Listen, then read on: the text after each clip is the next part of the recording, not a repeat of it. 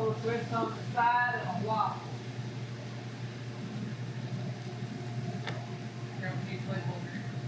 Full grits and a waffle. It is 2:03 a.m. Grabbing me some fries. Just hadn't been to Waffle House in a minute. Because might as well, you know.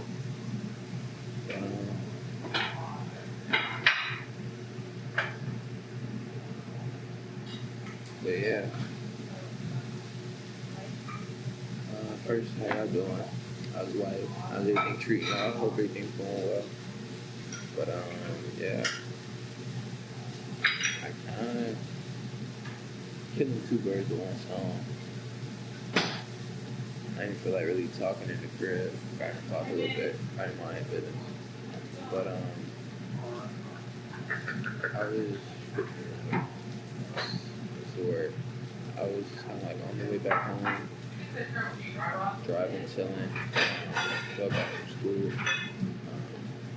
and I was listening a little bit to this book. One of my favorite books of all time, Outwitting the Devil by Napoleon Hill. It's a book where he kind of like captures the devil and somehow finds a way to force him to tell secrets. Obviously, it's not like fact or nothing like that, but it's cool.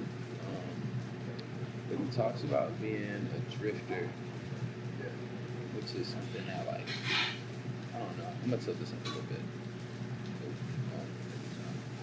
He talks about being a drifter, which is something that, like,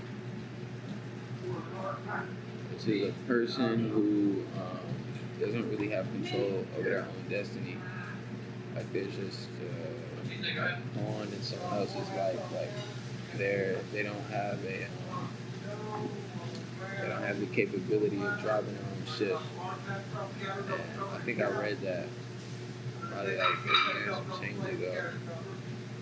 And I don't want to say it came from some fear, but I feel like that's what it was. It just put that fear of like, what if I'm living another story that's not mine? You know, I don't know.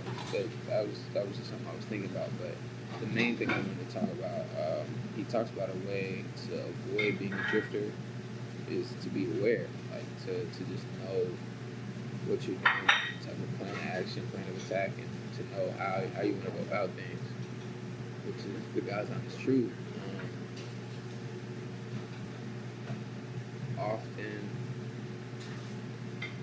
Often I associate awareness with like a form of sadness. If that makes sense. Like, really often I do that, and it's like it doesn't really make sense. Like, it doesn't really make sense. And the idea that, like, what's the word I'm looking for?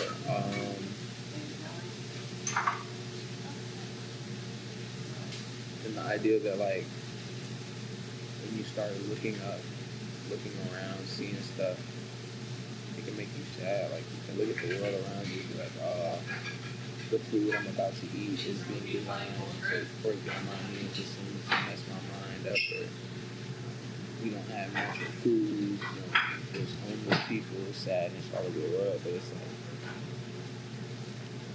that's what comes with awareness. If you cut your mind off, you know, you live in this frivolous land of like things can just be all fine and dandy 24/7.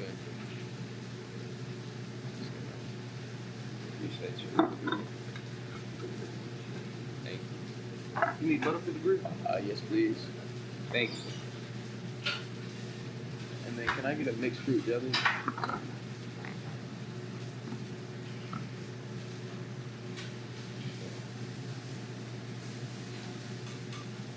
Thanks, man. I got the one. Appreciate you. Hold on, y'all. I just,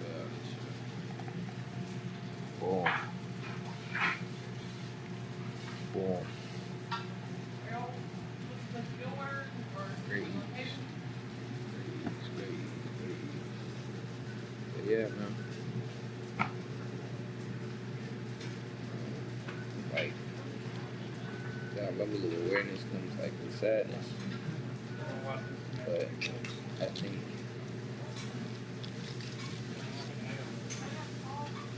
I think the best way to not be like, I won't say overly sad because your emotions are your own emotions. You have your own spectrum. You do what you want. Remember that. But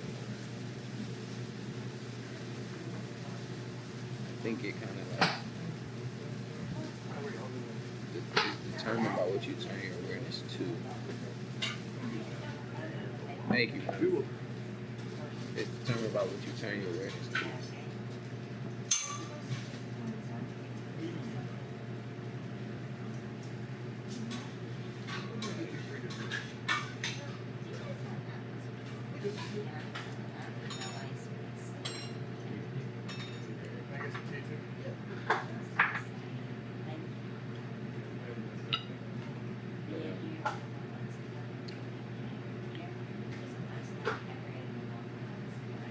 I feel like this is comedy, bro. This is comedy, bro. What did I say?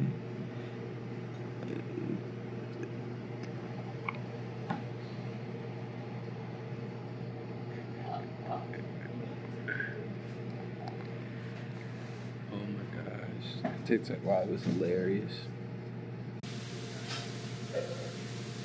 I don't remember the last part I had did before I cut it off and ate food going a lot of it out of my gut.